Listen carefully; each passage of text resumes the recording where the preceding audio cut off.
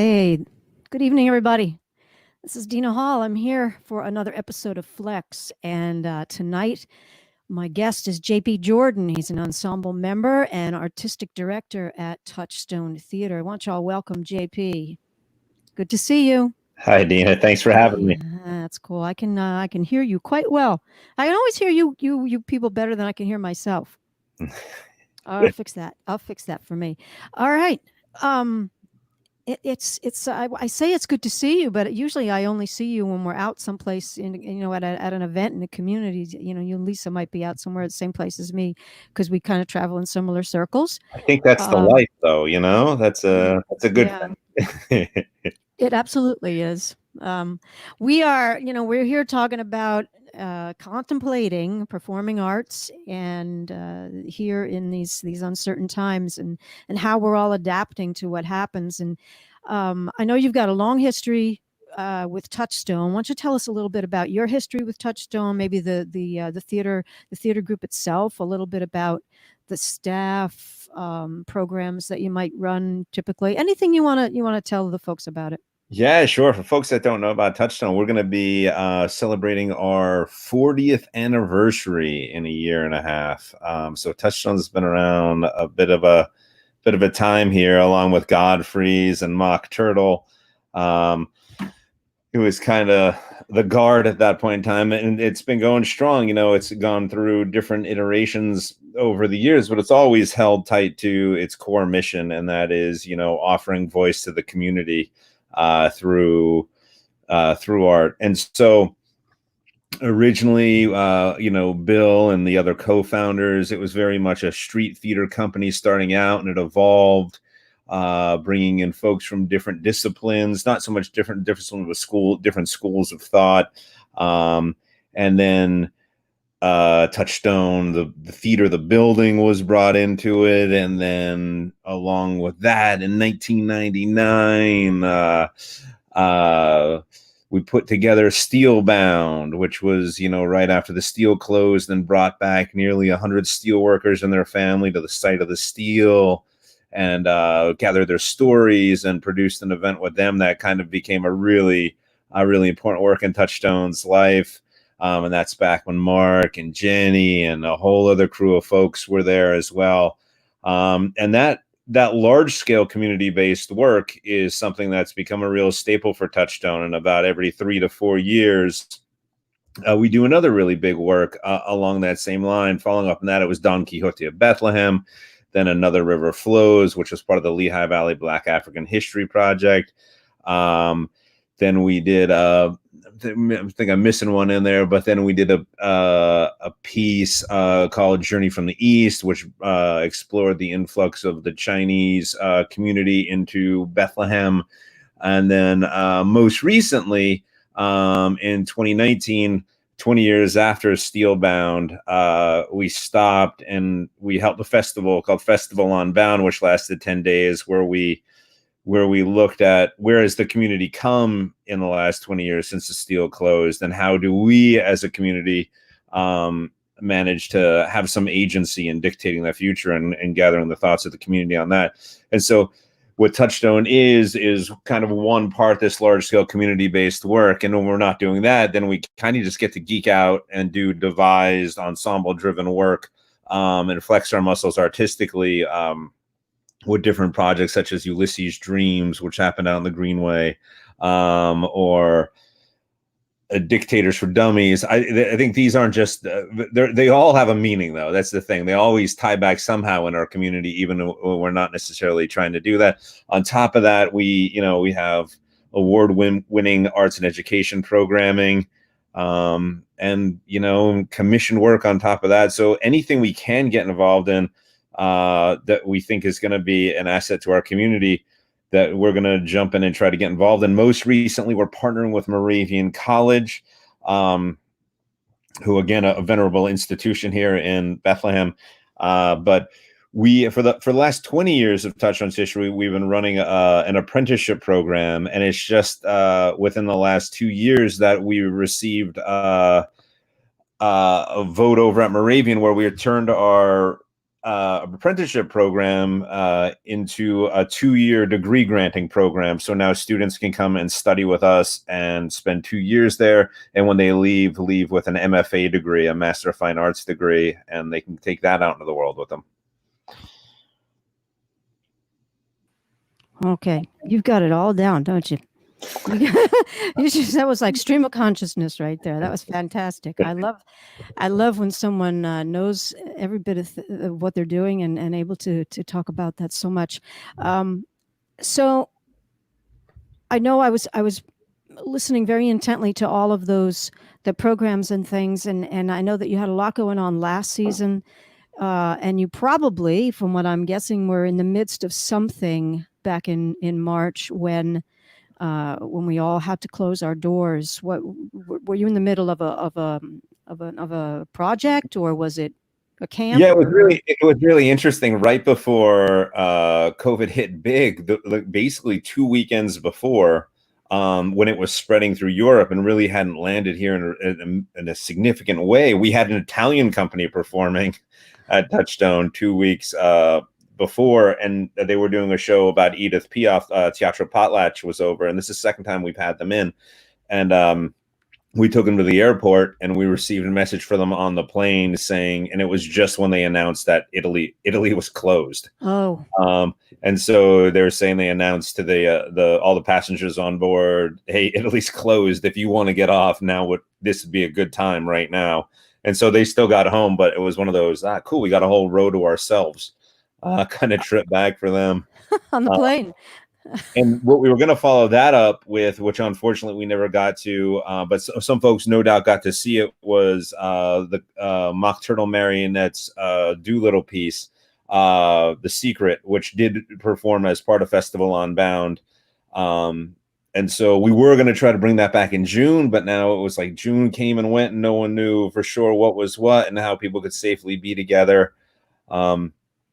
And then after that, we had our big fundraiser for the year was scheduled, which was the Young Playwrights Festival. Yeah. And so we basically got through all the residencies. We do about 10 residencies a year in the Young Playwrights Lab. And so we got, 95% of the way through everything. And so all these kids had put in all this really hard work, and then we were unable to do the gala and the festival like we usually do up at Zollner. And so that was our first time being like, all right, well, let's take this thing online and try our hand at this Zoom event. And we could not have asked for it to go better. Like as far as the inaugural run of us trying something on Zoom, and in no small part is that partly Mike Duck's doing. He does such a great job with the streaming and knows that technology inside and out. That he came along and helped us out in a major way. What was really cool about that too was that, we've been doing the Young Playwrights Festival, I believe almost for 15 years or something like that. And so we've had so many different people that have come through our apprenticeship program and interns and other people that have come in contact with that have moved away. And so for this year, we really had an international cast for the first time on the Young Playwrights Festival, and people, internationally. There were people in Europe who had joined the cast for the live streaming event. There were people on the other coast in California, and so that was really an amazing thing to be able to reconnect with those people in a way that otherwise we wouldn't have had the opportunity to do. And then those people that you said were connecting from. Internationally, what was the actual connection to Touchstone? Sure. So, for example, we had Megan Shadler. She was a student at Charter Arts, and then she interned with Touchstone for 2 years. She was in Christmas City Follies as a cast member. Every year, we try to take an intern from Charter Arts. Some years we take two, but we try to take a performing intern. So and generally that's in Follies and in the Young Playwrights Festival. And so she recently moved to, I think, down in the French Alps with her her fiance, or I think husband now, and they were down there. So Megan, at 2 a.m. or whenever it would have been over there, was on the Zoom and part of, and she was responding to it. But we recorded a large portion of like the things earlier, but still it was late for her on the recording, but she did show up for the live screening, was commenting live. And, as I said, folks out in California and all across the state. So it's just amazing it did all of our hearts good to know that people still, when the people go away, that they're still thinking of us so actively and so willing to come back and take part in what it is we're doing. So they still had that connection, probably through social media, that they were able to stay in touch with what was going on. Yeah, for sure. And when was this again? The date timing of that? That was back in, it feels so long ago, right? I know. I believe that was May 9th is when we did the stream of that. And so what we had done is we recorded the Zoom sessions, and then we presented it live with Mary, the Young Playwrights lab director, live, and then we interjected the video bits. It's really interesting learning how this technology works. And one of the things we did with Mike was and with the MFA program was we had them intersect, and we had Mike come in and actually do a Zoom workshop with the students and with the staff at Touchstone now, and kind of preparation that I don't think any of us are going to get away from being without this technology for a time to come. And so what we want to know is how do we communicate with Mike better? And how can an artist and a technician communicate the best way that they can communicate, and to learn the tricks of the technology, because these things are built a certain way and they run simplest a certain way, but can you hack them, and how can you make different cool things happen as you're looking at the technology? Yeah, one of the things I've noticed is that each week as I come in to do this, I think I've gotten all of the things that I need to know, and I'm using this StreamYard to do this. I'm learning everything that I need to know. I've got everything down, and then some bit of whether it be Facebook makes a change, or I can't quite access where it needs to be on YouTube. And so I know for a fact that each week there's these platforms, the software platforms, are updating themselves, and they in themselves are adapting to what we, the users, are trying to get out of them. Yeah, and it's, especially in theater, that design is such a major element, and to have now a new tool, as much as we'd like to be live, this just becomes a new design tool. And how can you be looking at, and I think that's something that we as artists are always constantly looking at doing, is using things in non-conventional ways, whether it's your guitar and beating on it with a drumstick, or Eddie Van Halen playing it with a drill press, or whatever, you know what I mean? Like, it's like, what can you do that's not expected of this technology? Well, if I can jump off just a little bit of a tangent here, you can talk about Jacopo's Punch if you'd like, which is to me a little bit of what we're talking about here. Your alternative instruments. Yeah, Jacopo's Punch.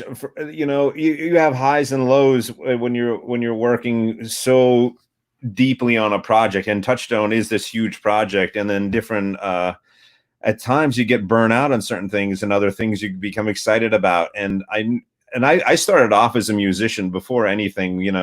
I've always been a musician, from the youngest age. And so Lisa encouraged me, Lisa Jordan, Touchstone's executive director, managing director. She had said, hey, if you're losing steam on these other things, what is it that you want to do? Because a lot of what I do as an artistic director, and my kind of main goal, is to make sure that people are fulfilled. We have an ensemble of artists, and they all have amazing ideas. And so it's, how do we plan a season around these different things? And oftentimes I kind of get distracted with trying to make sure that folks are happy, and that there's room for it, that maybe sometimes I forget a little bit about myself in that. And so Lisa encouraged me. She's like, well, what do you want to do? And I'm like, I want big giant puppets, and I want to play music on the Greenway and march around with a crazy band made up of unconventional instruments. And along comes Jacopo's Punch. Instead of a bass player, we have a bassoon player, or instead of our lead being taken by a guitar, they're generally on flute or trumpet, or and so we've moved this kind of very eclectic mix of musicians and slash rock group into this mobile unit, which is what I like the best about it is when we can be outside and performing like we did in the Jacopo's Punch Processional a couple of years ago, which was part of a circus festival that we at Touchstone and Arts Quest and the Zollner Arts Center were all collaborating on. And that was kind of our offering. And as part of the processional, there was Aerialist, and the folks from the Fab Lab had Tobor, their robot dinosaur, out there for us to beat up on with, 10-foot tall puppets and stuff like that. But then we also get to go out and do gigs every now and again. Like once a year, we'll play a fundraiser for Touchstone and do cover songs that we kind of reimagine. Anything from Windmills of Your Mind to Leave On to Holiday Road, stuff that we're just like, well, this seems zany enough for this combo. And then the last 2 years we played Music Fest. And then this year we were going to be back at Music Fest. But yeah, Jacopo's is something that I've always really, that's one of my favorite projects, ongoing projects at Touchstone. People always ask me where the name Jacopo's Punch came from. And Lisa Jordan and I were married. And so she had a niece that came to visit maybe 12 or 13 years ago to our house. And she kept asking me, she says, what does JP stand for? And I'm like, what do you think it stands for? And her answer, and I have no idea where it came from, was Jacopo Punch. And I was like, no, that's not it, but that's awesome. And then so slowly that became, I kept that name around, and it became the name of my character in a Dungeons and Dragons campaign. And then it became the name of this band, Jacopo's Punch. And that's where creativity just keeps evolving and moving along. Wowza. There was something I remember seeing. It was a Jacopo's Punch Bowl. What was that? Yeah, so that's the fundraiser we do once a year, and it's really and so we do that. We've done it the last 3 years over at the Ice House. Usually in February, and it's a kind of a Mardi Gras themed event, and it's great. We have a number of community partners, restaurants and stuff in the area that have helped us out. Bayou, Molly's, 313, and I think the Wooden Match, and I hope I'm not missing anybody, but there's, it's such a great thing. And it was an amazing party. Like, that's the thing. It's a fundraiser, but it was, it was over 3 hours of live music. We had Mike Roy and Carter Lansing opening up with the Bastard Sons. And then for the last 2 years, the Big Easy Easton Brass Band has come in and done a set. And then Jacopo's comes on and does a set. And then we end the night with generally with Roy and the Secret People doing a set. And so it's like 3-4 hours of live music. And your cost of admission was $35. And it got you, that included all the food and all the drink you wanted for the night. And so it was kind of like, man, that's a great deal. It sure is. It was like, it's a great party. And that was all to raise money for Touchstone? That was all, yeah. And so that was one of two fundraisers we do, and that, you can call it more of a friend raiser. We earn less money at that one than we do at necessarily at the gala, but it's a great time. It goes a long way when you're reaching the community and you're bringing people in. Does Touchstone have a membership program?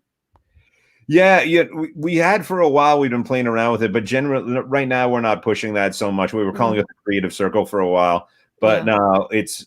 I think you're either in or you're out with us. Nice, I got it. Yeah, and I'm sure you have a lot of community donors, people who really just support for the sake of seeing it continue. Absolutely. We're so lucky to have the support of our community in this way. I think about how difficult it must be for young upstart professional groups that are trying to be professional theater groups, and especially ones that are weird in their special way, like Touchstone, that are only interested in doing original work and this community-based work, that it must be incredibly difficult to build that reputation. But, I've often said, like, I stand on the shoulders of giants kind of in this way, since, I've been with Touchstone for 15 years. And I came in and they had just celebrated I think the 25th anniversary or something. Yeah, like right around I was there for the 25th, I think. And so to have Bill and Bridget and everybody that went along with that crew, and Mark and Jenny and that group coming before, and then it's like I said, the mission has remained the same the entire time, and it's just kind of the interpretation of that thing and the holding on to things that work and don't. And so I've been lucky enough to find a home here, and I feel that everybody that's at Touchstone, I hope over the years has always felt, that they felt lucky to find an artistic home there. Sure. I can only imagine, because even with, there are a lot of other small organizations like that. You talk about Godfrey's. I know, like basement poets. Basement poetry is really an up and coming right now. I'm sure this is it's kind of like two steps forward, one step back, maybe two steps back at a time like this, when they can't get out and do their work in the community, and yet they probably were just gaining some momentum. And all these things take a little bit of money. Some take a lot of money. Yeah, my impression is basement poetry. That those are they're doing some really good work, and in fact, Yeah. it's a good way to segue that. So we're partnering with Basement Poetry on an upcoming event. That on July 23rd, we're gonna go live for the first time since the pandemic hit, and we're gonna have an event out in Touchstone's parking lot called Songs of Hope and Resistance. And so this event, it's built around a separate project that's going on right now. That's the working title is the Lehigh Valley Song Project, and it's headed by Mike. Again, Mike, he's all around, and he's just killing it with everything he's doing. And so he's brought together a bunch of musicians. He and Kira Wiley and Jason, Rafe, they're heading this project where they're creating this music video, and it's much going to be like the music videos that you see where it's like I remember all along the Watchtower was one, and so where they find people from different countries and they play, but this is all different people isolated here in the Lehigh Valley. It originally started off more so about the isolation of the pandemic, but then as the project got picking up, it was also, hey, right now we're also in the midst of this huge, social justice and turmoil and the racial issues that are happening all around us. So it's really taken on the weight of that in the creation of it. And so we're going to simultaneously on the 23rd debut that music video on the back of Touchstone as part of a concert, as well as online. And this concert is going to be the concert portion of it that will go along with the event is a couple of musicians that were involved in the recording of that video will then perform live. And have you ever seen Touchstone on the backside, on the second and third floor of one half of the building, there's these balconies. And so what we're going to do is we're going to put the musicians up there and want to bring them out one group at a time. And then down in the parking lot, we found that we can fit basically 38 tables or so at a safe distance, with more than 6 feet apart, kind of even between the tables.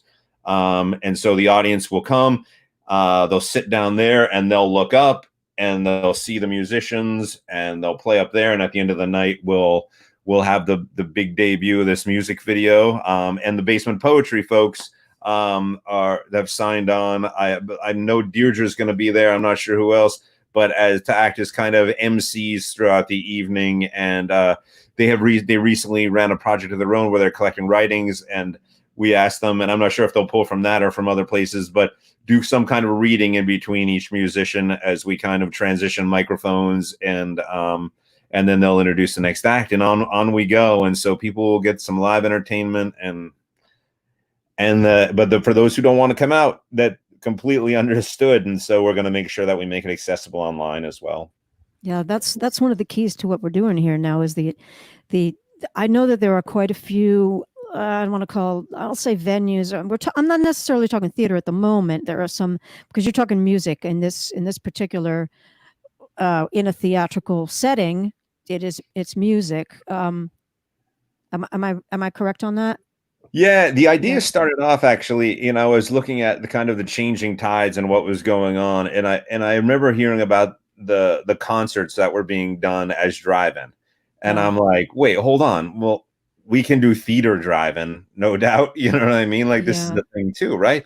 And so we went out as far, and we had this idea about doing kind of mythological tales on the balcony and having people pull their cars in. We went as far as at that point in the brainstorming, we invested in the FM transmitter equipment that any drive-in movie theater would have that, and we figured we could put like 16 plus cars in the parking lot and run a couple of shows a night and tell different tales and do different things. And so we were getting ready to do that at the same time that this project came along. But then also the state started opening up, and we see what the restaurants are doing, and it's like, oh, so now this is the new normal. And so to do the drive-in thing and only be able to take 16 cars in is kind of now, and as fast as things move now, has become kind of an antiquated idea, at least temporarily, hopefully permanently, and things keep getting better. But if we ever need a fallback position, we're equipped to go and have the theatrical performances up on the back there, and again do a live mix and stream it into people's cars. How much staff? What's the size of the staff? Is it? I mean, to undertake something like that seems like you need to have quite a few people, in your posse that are actually able to facilitate all of that. Yeah. I'll tell you, the people at Touchstone work really hard and long hours, as I'm sure you could guess. But there's 6 core ensemble members. There's myself, Lisa Jordan, Emma Ackerman, and Christopher Shore, Bill George are one of the founders, and Mary Wright, and that makes up the core Touchstone ensemble. And then on top of that, we have a technical director, Chris Egging, and we have. And then we'll hire folks in to do different things as well. So, somebody like Mike, it's like, hey, we want to stream this stuff live. Then we'll hire Mike in to do that. And if we need an extra performer, like every year for Christmas City Follies, we hire Sam Beadle in because she's, the funniest person in the Lehigh Valley. And why wouldn't we hire her? And, kind of thing. And so we expand the team when we need to, but it's really 6 core members. And then, we've always had the help and the lifeblood that kind of rejuvenates everything every year with the apprenticeship program. And, when we start feeling stale, it's like, cool, like we're part of something bigger, and like, let's make sure we're doing good by everybody that's here and work our hardest and get through it. And so. Yes, I mean, you talk about some of the things that have been happening with the when we went into this green phase and the floodgates seemed to open, and people. I mean, to be honest, people were misbehaving the very first night out of the gate. We had, there were people just what's the word I'm looking for? They were just flocking to open spaces and just totally, like disregarding any of that 6 feet distance, no mask wearing, no none of that. And so, to me, the only way you can keep any of that stuff from going wrong is to have certain things in place where you have boundaries. People can only, I think Arts Quest is doing some things too outside there, and they do have, areas gated off, you can't access without a ticket, etc. Do you have plans like that in place for that? Yeah, absolutely. There'll be signage up everywhere. We're going to be very clear, even on the portal now where you're going to buy tickets. Like the rules are, it's mask on, coming and going from your table. And we'll make sure very clearly on every table those instructions are reiterated. That I don't want to get sick, and more so, I don't want to make anybody sick. Right. And that being the main concern. And so, not to be a tough guy, but if somebody's not behaving, they're right. out. No, I'm aligned with you on that. You have to be a tough guy in these instances because. Because you're talking about being out, then you're not in your space, you're out in the public space, so that becomes a little bit more opportunity for people to feel like we figured out ways. It's like coming into the Touchstone parking lot, it's like how what are the points you can get in there, and it's an evening event, and so you're not allowed to be in the Parham Park at night, and But so we'll have people monitoring the Parham to make sure people aren't trying to jump the wall and come into the parking lot. Yep. Down by Jesus's house, for those that know him, down in the corner there, we'll have another person stationed to make sure people aren't coming up off the greenway, and our driveway coming down will be the front of house area, and so we'll be monitoring things very, like I said, me even getting sick is one thing, but we want to make sure that no one, I don't want to be responsible for anything going wrong. And it's weird, you know what I mean? It's like, it's easy to kind of get, I know I do, like, kind of upset about that when I see that stuff going on. And, but it's like, it's rough. People are having a rough time of it. And I think some people are just not making the best decisions, but I think other people are just, they're going stir crazy in their house, and they're just, they need an outlet, and then they're not always choosing the best way to do it. But, hopefully with, the way things are loosening up, if we can keep it on the right path, then we can still have cool things happen, like what Touchstone is planning on doing. Because I'd really hate for the rest of us to suffer and to not be able to do kind of well-regulated things where it's like, yeah, cool, like, we're going to have this thing's going to be set up, and there's going to be food and drink available for purchase, and like, you can sit there and you can hang out with your family or friends if you're comfortable at a table, or you can socially distance and also, talk across things. And so, yeah, it's my hope that we don't slip back through these things, and hopefully it was just an eagerness that people had to get out there and just and blow off some steam. Oh, I'm totally sure that's what it was. Yeah. And so as any of this comes along, and you get into, you're moving forward now, you're going to move forward at some point with another season of theater and creativity. Do you expect that any of, maybe because this is original work, do you expect that any of this that you're writing will be reflective of what we've been through and are still currently going through in social behavior? It'll be interesting to figure out how that'll happen. I can see, the Follies, the Christmas City Follies, is always kind of a commentary on the times in its own way, and I'm sure it'll have to show up in that. And we're playing with so many different ideas with Follies right now. Like, are we going to be able to have people in the theater at 50% capacity? Maybe, maybe not. Maybe we're feeling that's not even the way to do it.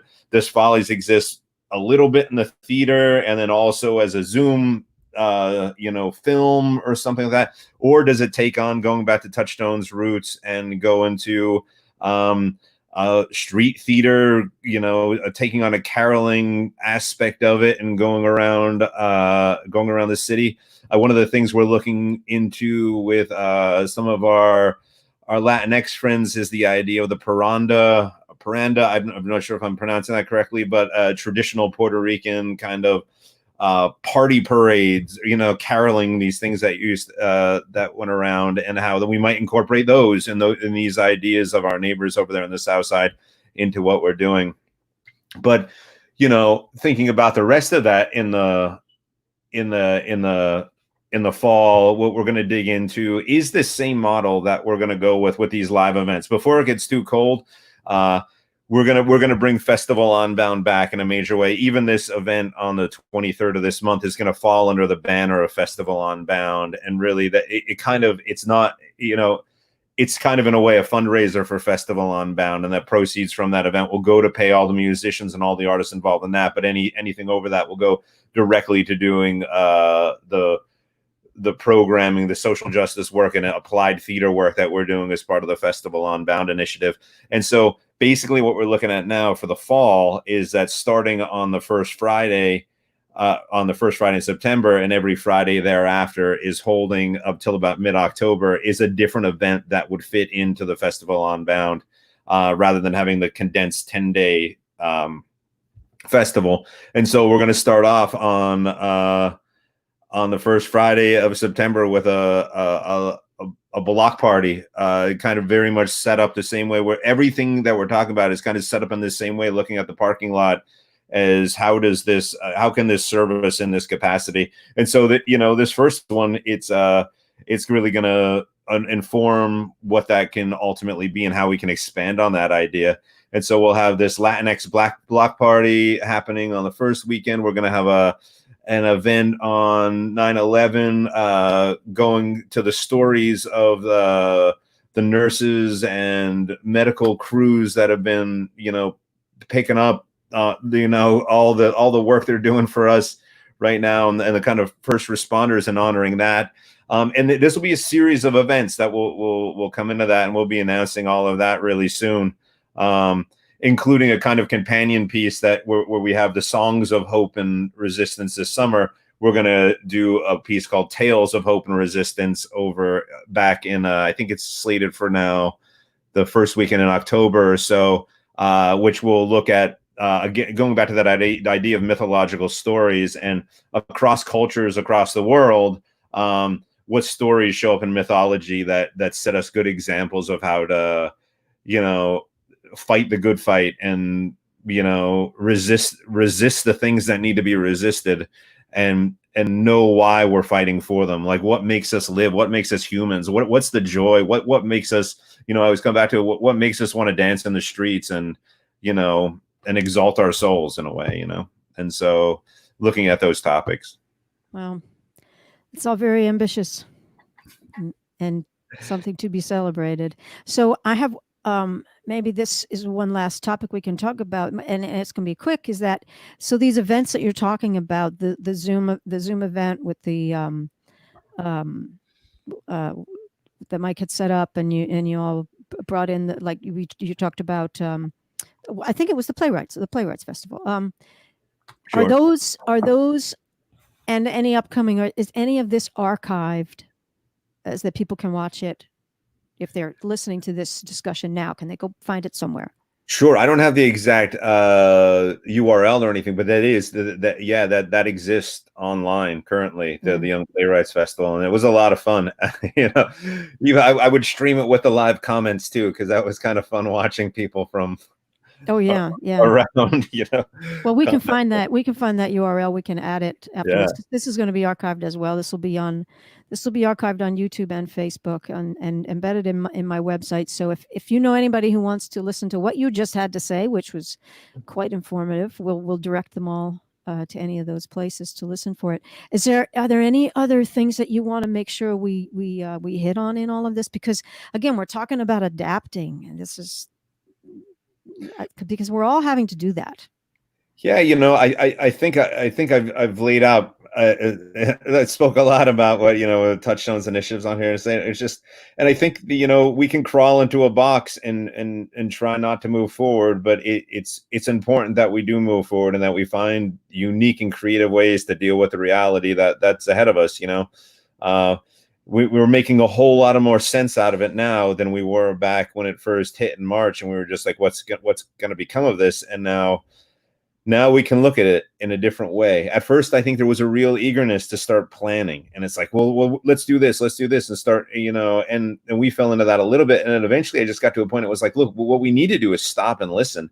And I think that it's important for creative people and all people because I think all people are creative, is to just stop and listen and to understand like where they're at and what the moment is. And it's impossible to predict too far out for us at Touchstone. We have ideas. And so, we have our ideas for the fall. We know we're going to go through with this On Bound initiative and the way we have it. We have no idea what Follies is going to be. We know Follies is going to exist in some way, but I think that your audience is forgiving you, and we've got a long leash at this point in time as creative organizations, and that, people want to see us succeed, and so let's do our best and do what we're here to do. And that's be creative and figure out new ways to give people what it is that we have to give them.